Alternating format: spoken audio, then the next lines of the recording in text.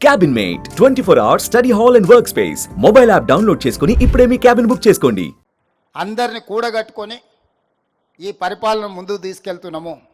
అందులో భాగంగానే ఈరోజు మా శాసనసభ్యులు వస్తున్నారు. అన్న మేము ఎమ్మెల్యేలు అయినా కానీ మా ఎంబడి ఉన్న వాళ్ళకి ఏం చేయలేకపోతున్నాం, వాళ్ళకు ఉద్యోగం ఇవ్వలేకపోతున్నాం, ఉపాధి కల్పించలేకపోతున్నాం అని అన్ని రాజకీయ పార్టీలకు సంబంధించిన ప్రజాప్రతినిధులు వస్తున్నారు.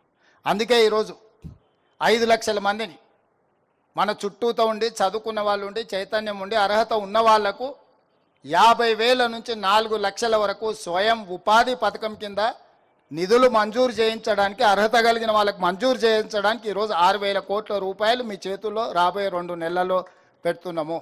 జూన్ 2 నాడు 5 లక్షల మంది లబ్ధిదారులను మనం ప్రకటించబోతున్నాము. ప్రతి నియోజకవర్గానికి 4 నుంచి 5,000 మంది మన ఎంబడి ఉండి అర్హత కలిగిన కార్యకర్తలు కానీ లేకపోతే గ్రామాలలో ఉండే నిరుద్యోగ యువకులు ఎంతమంది ఉంటారు?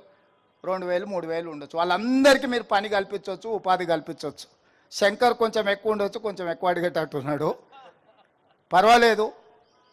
నేను ఎందుకు చెప్తున్నా అంటే ఎప్పుడైనా వడ్డించేవాడు మనవాడు ఉన్నా లేకపోతే వడ్డించాలనుకున్నాడు మనకు తెలిసినవాడు ఉంటే మొదట వానికే వడ్డిస్తాం.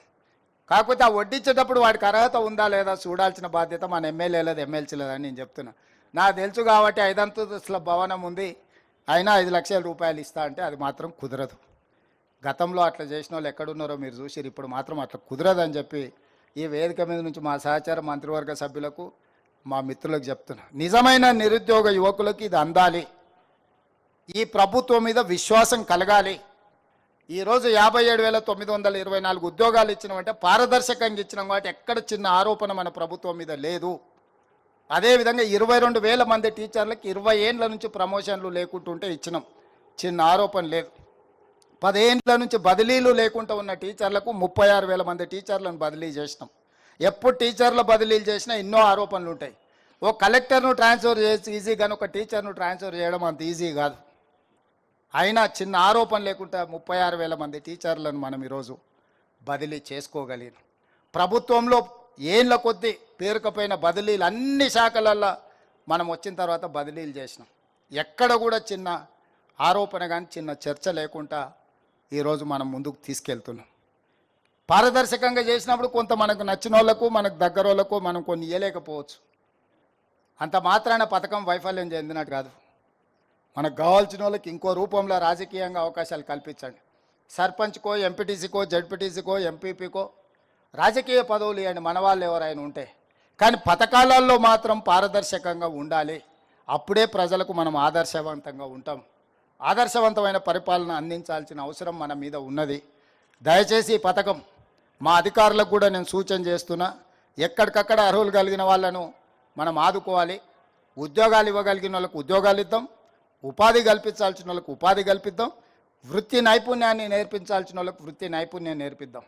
ఈరోజు యంగ్ ఇండియా స్కిల్స్ యూనివర్సిటీ కావచ్చు, యంగ్ ఇండియా స్పోర్ట్స్ యూనివర్సిటీ కావచ్చు, young India integrated residential schools కావచ్చు, ఇవన్నీ కూడా విద్యలో నైపుణ్యంలో ఒక ప్రక్షాళన.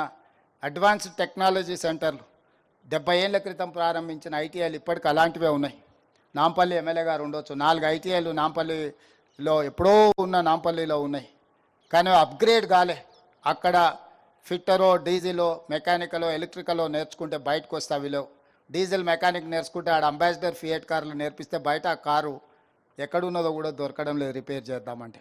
అందుకే ఈరోజు టెక్నాలజీ అప్గ్రేడ్ అయింది, సాంకేతిక నైపుణ్యం అప్గ్రేడ్ అయింది.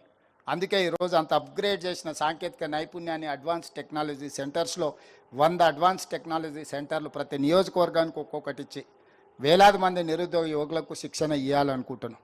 మరి అడ్వాన్స్ టెక్నాలజీ సెంటర్లలో శిక్షణ పొందిన వాళ్ళు ఉద్యోగం దొరకకపోతే స్వయం ఉపాధి వాళ్ళు సాధించుకోవడం కోసం ఈరోజు రాజు యువ వికాసం కింద 6,000 కోట్ల రూపాయలు వాళ్లకు మనం ఈరోజు నిధులను అందుబాటులోకి తీసుకొచ్చింది. రేపు భవిష్యత్తులో ఈ అడ్వాన్స్ టెక్నాలజీ సెంటర్లలో కానీ లేకపోతే యంగ్ ఇండియా ఇంటిగ్రేటెడ్ రెసిడెన్షియల్ కాలేజీల్లో శిక్షణ పొందిన వాళ్లకు ప్రాధాన్యత ఇవ్వాలని మా ఉప ముఖ్యమంత్రి గారికి నేను రిక్వెస్ట్ చేస్తున్నా. ఎందుకంటే మనం ఎవరినైతే స్కిల్ అప్గ్రేడ్ చేస్తున్నాం వాళ్ళకి శిక్షణ ఇచ్చినప్పుడు వాళ్ళు నేర్చుకున్న శిక్షణ సమాజానికి ఉపయోగపడాలి అని అంటే వాళ్ళకి లోన్ ఫెసిలిటీలో వాళ్ళకు కొంత ప్రయారిటీ ఇవ్వండి. ఐటీఐ చదువుకున్న వాళ్ళకి ప్రయారిటీ ఇవ్వండి. డ్రైవింగ్ లైసెన్స్ ఉండి ఏదైనా వెహికల్ నడుపుకోవడానికి ఉన్న వాళ్ళకి ప్రయారిటీ ఇవ్వండి. ఎలక్ట్రిక్ వెహికల్స్ కొనుక్కుంటే వాళ్ళకి ప్రయారిటీ ఇవ్వండి. పొల్యూషన్ కంట్రోల్ చేయడానికి అవసరమైన హైదరాబాద్ నగరంలో ముఖ్యంగా అక్బరుద్దీన్ ఓవైసీ గారు ఒక అంశాన్ని లేవనెత్తారు. మీరు స్కీమ్స్ ఇస్తున్నారు కానీ ముస్లిం మైనారిటీ పిల్లలకు వాళ్ళ పర్సంటేజ్ ప్రకారం మీరు వాళ్ళకి ఇవ్వడం లేదని. ఎస్, డెఫినెట్గా ఇండ్ల విషయంలో కానీ ఇలాంటి పథకాల విషయంలో కానీ డెఫినెట్గా అది మేము మైండ్లో పెట్టుకుంటాం. మైనారిటీస్కి కూడా సముచితమైన న్యాయం చేస్తామని చెప్పి నేను ఈ సందర్భంగా చెప్పదలుచుకున్నాను. ఈ పథకమే ఎస్సీ, ఎస్టీ, బీసీ, మైనారిటీ ఈ సెక్షన్స్ని 100% వాళ్ళ అర్హత ప్రకారం వాళ్ళ పర్సంటేజ్ ప్రకారం వీలైనంత మేరకు అమలు చేయడానికి ప్రయత్నం చేస్తాం. ఇది మొదలు పెట్టినాం, పోను పోను ఇంకా పర్ఫెక్ట్గా ఎగ్జిక్యూట్ చేయడానికి ట్రై చేస్తాం. ఈ పథకాన్ని బాగా ఉపయోగించుకోవాలి. మా శాసనసభ్యులకు మండలాల వారీగా సమావేశాలు ఏర్పాటు చేయండి. మీకు కూడా ఒక గొప్ప అవకాశం, మిమ్మల్ని నమ్ముకొని ఉన్న వాళ్ళను మండలాలలో గుర్తించడానికి సహాయం చేయడానికి. మిమ్మల్ని కూడా మీరైతే ఎమ్మెల్యేలు అయినారు కానీ మాకేం చేయట్లేదని అడిగే వాళ్ళందరూ కూడా ఇది ఒక అవకాశం. వాళ్ళందరికీ కూడా కొంత పని నేర్పించండి, పని కల్పించండి. తద్వారా నియోజకవర్గాలలో ఉండే నిరుద్యోగ యువకులు, ఎందుకంటే ఈరోజు హైదరాబాద్లో కాదు చిన్న చిన్న ప్రాంతాలలో కూడా గంజాయి చాలా ఎక్కువైపోయింది, సింథటిక్ డ్రగ్స్ ఎక్కువైపోయినాయి, కొకేన్ ఎక్కువైపోయింది. ఇది తెలంగాణ సమాజాన్ని భయపెడుతుంది. తెలంగాణ వేగంగా పంజాబ్ వైపు ప్రయాణం చేస్తుంది. అసలు ఊహించలేనంత వేగంగా ఈ మాదక ద్రవ్యాలు అనేది తెలంగాణను ఆక్రమించుకుంటాయి. ఓనాడు ఉద్యమ స్ఫూర్తి ఉన్న తెలంగాణ రాష్ట్రం, ఓనాడు ఉద్యమాలకు వేదికలైన యూనివర్సిటీలు, కాలేజీలు ఈరోజు ఈ సింథటిక్ డ్రగ్స్ కానీ లేకపోతే గంజాయి బారిన పడుతున్నారు. వాళ్ళు ముఖ్యంగా ఉద్యోగం లేక, ఉపాధి లేక వీటి వైపు బానిసలు అవుతున్నారు. అందుకే ఈ అవకాశాన్ని సద్వినియోగం చేసుకొని తెలంగాణ $1 ట్రిలియన్ ఎకానమీకి చేరుకోవాలి అని అంటే దీన్ని వేగంగా ముందుకు తీసుకెళ్ళాలి. ఈ పథకాన్ని అద్భుతంగా వినియోగించుకుందామని తెలియజేస్తూ ఈ కార్యక్రమంలో పాల్గొని, ప్రభుత్వ కార్యక్రమమైనా ప్రతిపక్షాలు కూడా పాల్గొనడం సంతోషాన్ని ఇచ్చింది. ఇది ప్రజల పథకం, ఇది పార్టీ పథకం కాదు, ఇది ప్రజల పథకం. మమ్మల్ని అభినందించడానికి విచ్చేసిన ఎంఐఎం, సిపిఐ నాయకులకు కూడా మరొక్కసారి ధన్యవాదాలు తెలియజేస్తూ సెలవు తీసుకుంటున్నాం మిత్రులారా. సుమన్ టీవీలో మీ పర్సనల్ అండ్ బిజినెస్ ప్రమోషన్స్ కోసం కింది నెంబర్కి కాంటాక్ట్ చేయండి.